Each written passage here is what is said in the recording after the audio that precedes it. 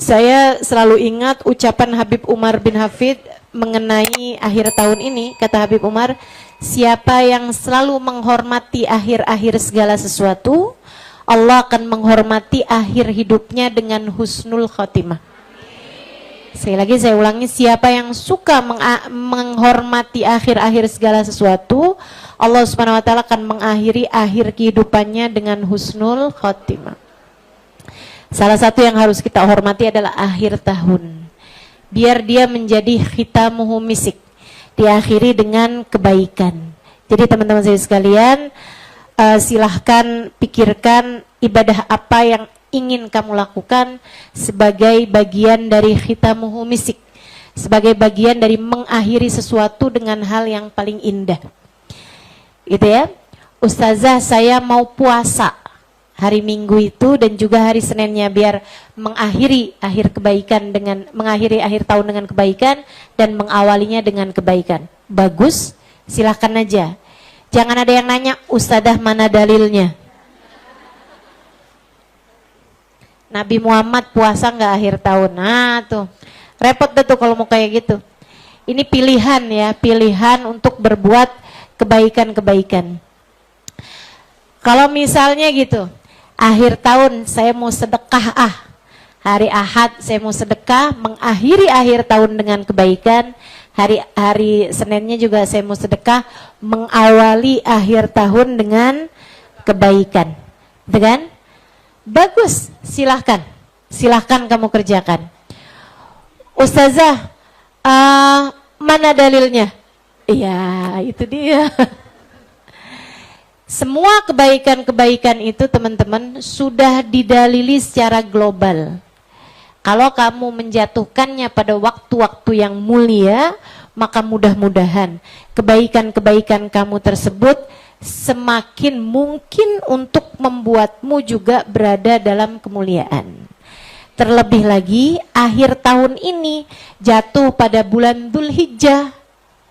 Selalu akhir tahun itu adalah pada bulan Dzulhijjah, awal tahun adalah pada bulan Muharram, dan kedua bulan tersebut, akhir tahun maupun awal tahun, adalah salah satu atau dua dari 4 bulan mulia yang telah disebutkan oleh Allah Subhanahu wa taala dalam Al-Qur'an. Inna iddatus syuhuri indallahi 12 syahran mudkhalaqas samawati wal ard minha arba'atun hurum. Sungguhnya jumlah bulan sepanjang tahun sejak Allah Subhanahu wa taala menciptakan langit dan bumi adalah 12 bulan.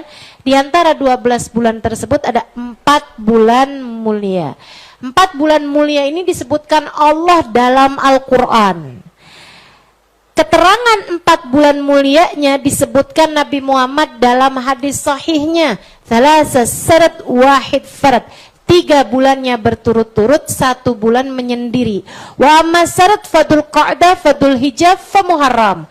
Adapun yang berturut-turut, Dzul Qa'dah bulan ke-11, Dzul Hijjah bulan ke-12, Muharram bulan ke-1. Farajab amma farad, adapun bulan yang menyendiri adalah bulan Rajab.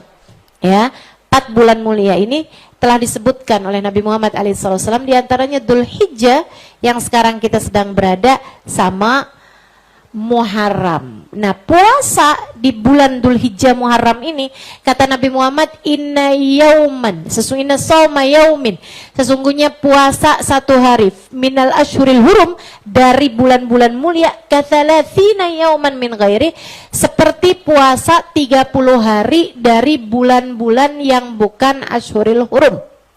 Artinya kalau kamu puasa hari Ahad nanti, itu kayak puasa 3 bulan. Kayak puasa 1 bulan dibandingkan dengan bulan-bulan yang lain. Demikian pula dengan kamu puasa hari Seninnya dari tanggal 1 Muharram, itu seperti puasa 30 hari dari bulan-bulan yang lain. Gitu kan? Tuh dalilnya puasa kalau kamu emang mau nyari dalil. Gitu kan?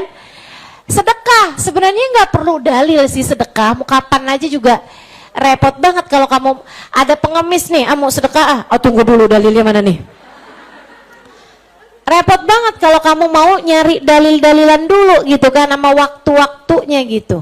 Maka semua waktu-waktu bagus untuk kamu sedekahin, termasuk setiap hari bagus buat kamu puasain, meskipun ada hari-hari tertentu yang lebih sunnah puasa dibandingkan dengan waktu-waktu yang lain. Tapi bukan berarti puasa di hari yang lain enggak sunnah, apalagi seperti yang tadi saya sampaikan ya, di bulan Asyuril Hurum, apalagi Seninnya kan tanggal 1 Muharram juga bertepatan dengan hari Senin yang merupakan hari yang sunnah untuk kita berpuasa. Nah, saudaraku sekalian yang saya muliakan, atau misalnya saya mau dzikir hari terakhir dari bulan Dzulhijjah nih, apa ya dzikiran yang paling pas? Istighfar, minta ampun sama Allah biar akhir tahun ditutup dengan ampunan dari Allah Subhanahu wa taala. Misal, teman-teman saya sekalian, bagus apa nggak bagus? Bagus. Nggak usah nyari dalil mana istighfar disunahkan di akhir tahun. Itu udah secara logika aja, kita itu bagus buat istighfar kapan aja. Apalagi di akhir tahun yang merupakan penutupan dari tahun hijriyahmu menuju kepada tahun barumu itu gitu. Jadi teman-teman sekalian silahkan aja gitu, itu pilihan buat kamu. Saya mau istighfar sebanyak 1000 kali pada tanggal terakhir dari bulan Dzulhijjah. Silahkan teman-teman sekalian, bagus. Itu bagus, termasuk juga diantaranya yang diajarin sama Sayyid Muhammad bin Alwi bin Abbas Al-Maliki. Saya dengarnya dari kiai saya, dari guru saya Kiai Haji Maimun Zubair, diajarkan juga oleh Kiai Haji Najih Maimun Zubair, putranya Mbah Mun Gus Naji. Itu beliau mengajarkan kepada saya dan beberapa teman-teman yang lain untuk kalau malam tahun baru minum susu putih Ustazah ya, semua susu itu putih. Ada susu coklat Ustazah, nah itu kan karena ditambahin pakai coklat. Ada susu pink Ustazah ya, karena ditambahin pakai, tapi yang namanya susu tuh semuanya warnanya putih. Mau susu apa juga warnanya putih teman-teman. Minum susu di malam tahun baru. Biar kenapa? Ini amalan dari Sayyid Muhammad ya. Sayyid Muhammad bin Alwi bin Abbas Al-Maliki. Ini kamu jangan jadi kayak orang sebelah yang segala-gala nyari dalil. Tunggu dulu. Nabi Muhammad pernah nggak minum susu di malam tahun baru? Ini kamu repot hidupnya kalau kayak begitu. Udah yang namanya minum susu itu adalah minuman favoritnya Nabi Muhammad. Minuman paling disukai oleh Nabi Muhammad adalah kamu mau minum kapan aja juga bagus. Nah apalagi malam tahun baru. Katanya Sayyid Muhammad bin Alwi bin Abbas Al-Maliki, beliau mengatakan tafaulan, biar kita dapat tafaul itu apa ya? Sugesti baik. Tafaul itu sugesti baik. Jadi kayak gini loh, kamu ngerjain sesuatu, semoga jadi sesuatu itu jadi gini. Minum susu biar sepanjang tahunnya putih. Berisi kebaikan-kebaikan kayak kebaikan-kebaikannya susu. Susu itu kan punya banyak kebaikan, maksudnya punya banyak kemanfaatan. Nah biar sepanjang tahun tuh isinya kita bisa memberikan kemanfaatan pada orang lain, biar kita juga bisa senantiasa mendapatkan kemanfaatan dari orang lain gitu ya. Dan kita juga bisa senantiasa mendapatkan kemanfaatan dari Allah Subhanahu wa taala. Allah senantiasa memberi banyak kebaikan-kebaikan. Sepanjang tahun ini diawali dengan minum susu. Gitu. Jadi silahkan beli susu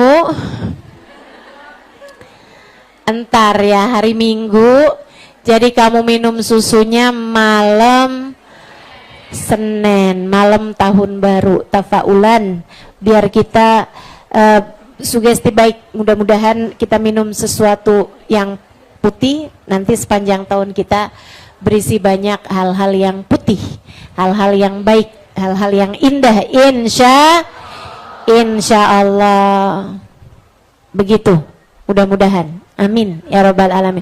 Ustazah, masalahnya saya nggak suka susu. Ini saya mau omelin yang nggak suka susu.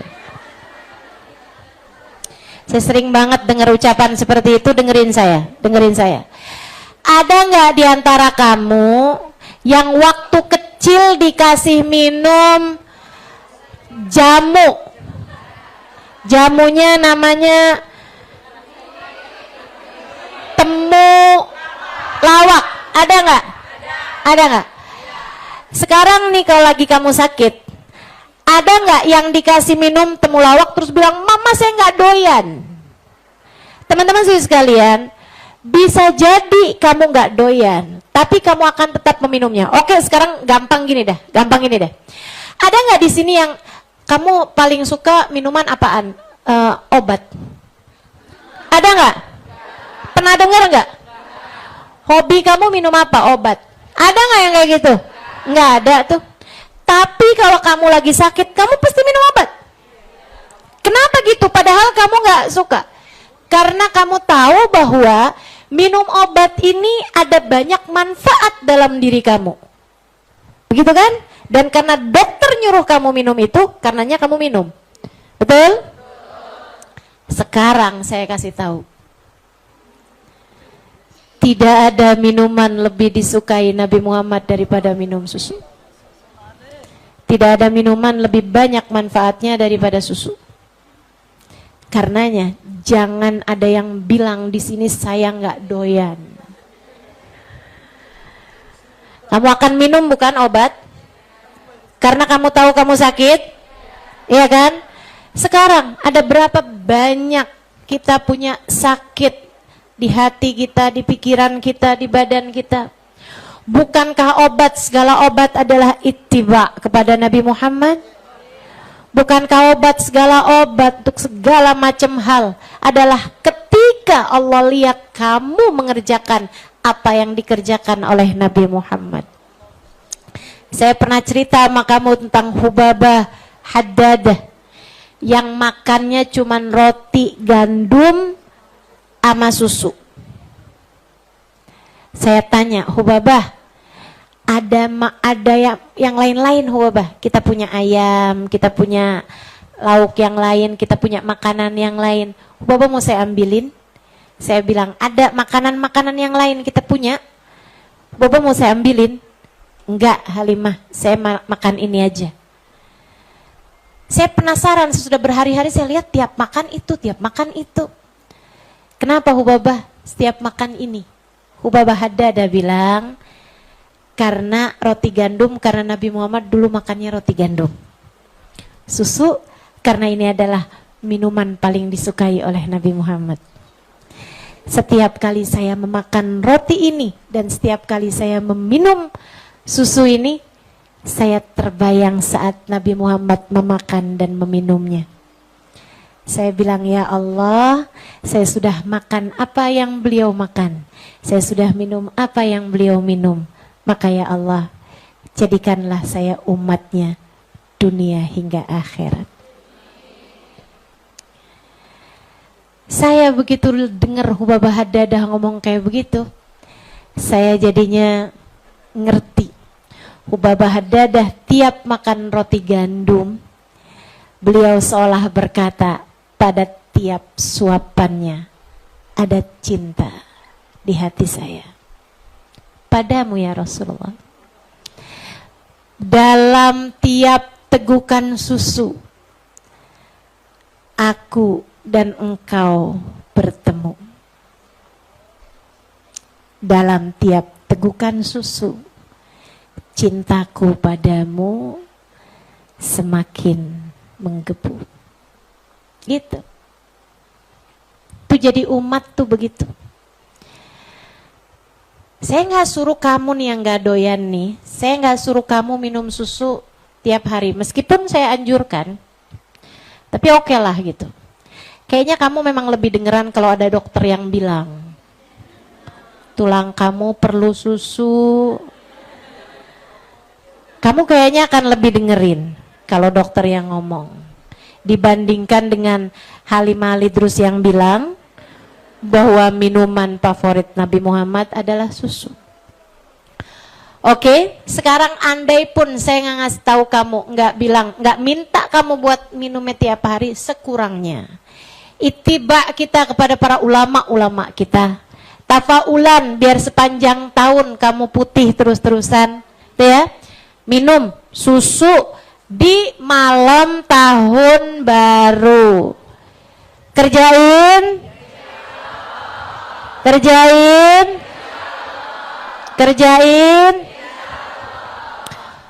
Kalau kamu ngerasa, tapi saya nggak doyan, cobain sekarang. Nanti kalau kamu minum, bayangin Nabi Muhammad peminumnya. Lupakan dulu rasa-rasa trauma-trauma apaan. Saya rasa ya, yang bikin orang nggak minum susu nih, maaf nih ya, maaf kalau saya salah. Dulunya orang tuanya nggak cukup mampu buat beli susu. Akhirnya dibikinin air tajin. Udah nak, jangan minum susu nak, nggak enak. Akhirnya anak-anaknya jadi nggak suka susu. Maaf kalau saya salah. Atau gitu ada orang-orang yang berpikiran bahwa minum susu ya ampun ntar gendut loh kamu. Karena bayi-bayi yang minum ASI itu biasanya gendut-gendut dibandingkan dengan yang minum susu formula. Kan susu juga tuh. Iya. Jadi saudaraku sekalian, lupakan pemikiran-pemikiran yang dulu bisa bikin gemuk lah, apalah segala macam. Sekarang kamu minum susu sambil bayangin Nabi Muhammad meminumnya. Insya Allah. Kemudian akhir tahun asar tuh, silahkan mulai membaca istighfar banyak-banyak sepanjang hari. Saya sarankan padamu untuk memperbanyak istighfar dan melakukan kebaikan-kebaikan apapun yang bisa kamu lakukan. Kemudian mau deket-deket maghrib, mulai tuh baca doa akhir tahun. Ustazah, kenapa kok nggak nunggu jam 12? Karena pergantian tanggal untuk tahun Hijriah dimulai dari terbenamnya matahari. Jadi saat-saat terbenam matahari itu adalah saat-saat jam-jam terakhir kita di tahun itu adalah jelang-jelang terbenamnya matahari. Jadi kamu baca doa akhir tahun tuh ba'da asar, sebelum terbenam matahari. Gitu ya. Kalau deket-deket waktu asar, waktu maghrib lebih bagus lagi gitu. Jam-jam 5 tuh baca doa akhir tahun sambil kamu fahamin maknanya. Maknanya adalah kamu mohon ampun sepanjang tahun ini ya Allah, semua dosa-dosa saya tolong ampuni ya Allah, ampuni ya Allah, ampuni ya Allah. Semua kebaikan-kebaikan yang saya kerjain, itu saya hadir majelis hari Kamis, saya hadir majelis di tempat-tempat yang lain juga. Ya Allah, saya baca Quran, saya baca maulid Nabi Muhammad, qiyam bersama-sama, berdoa bersama-sama, itu kan. Ya Allah, terimalah iya ya Allah, jadikanlah bekalan untuk saya menghadap kepadamu di hari akhirat nanti. Terima dan tolong tambel yang jelek-jeleknya ya Allah. Minta ditambel yang jelek-jeleknya, sama minta diterima yang bagus-bagusnya. Insya Allah. Itu doa akhir tahun tuh artinya kurang lebih seperti itu. Kemudian masuk maghrib berarti udah ganti tahun.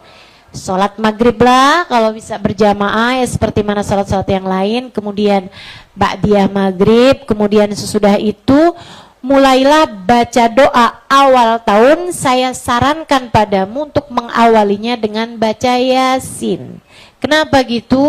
Sebab Yasin 5 quri'at laha. Kata Nabi Muhammad, surat Yasin tergantung niat bacanya mau buat apa. Jadi kamu membaca Yasin dengan niatan, semoga Allah Subhanahu wa ta'ala menjadikan sepanjang tahun ini semuanya berisi kebaikan-kebaikan. Gitu, dimudahkan mengerjakan kebaikan, dijauhkan dari segala dosa-dosa, dijauhkan dari semua yang haram-haram, insyaallah. Amin ya rabbal alamin. Gitu ya, insyaallah, mudah-mudahan bisa diamalkan. Nah, awal tahunnya hari besoknya itu kan hari pertama juga tuh. Nah, kita lakukan kebaikan-kebaikan. Kalau yang nggak puasa boleh juga tuh banyak-banyak minum susu biar sepanjang tahun berisi kebaikan-kebaikan. Likiran-likiran yang kita biasa bacanya dikir abis subuh apa tuh jangan ditinggalkan ya. Itu adalah hari pertamamu di awal tahun ini, mudah-mudahan Allah mudahkan. Kama budi akhutim, kata pepatah Arab, sebagaimana dia diawali seperti itu pula lah ia akan diakhiri. Semoga diawali dengan kebaikan, diakhiri pula dengan kebaikan, insya Allah. Mudah-mudahan akan kita kerjakan semua ilmu-ilmu ini dengan diberi kemudahan oleh Allah Subhanahu wa taala, insyaallah. Amin.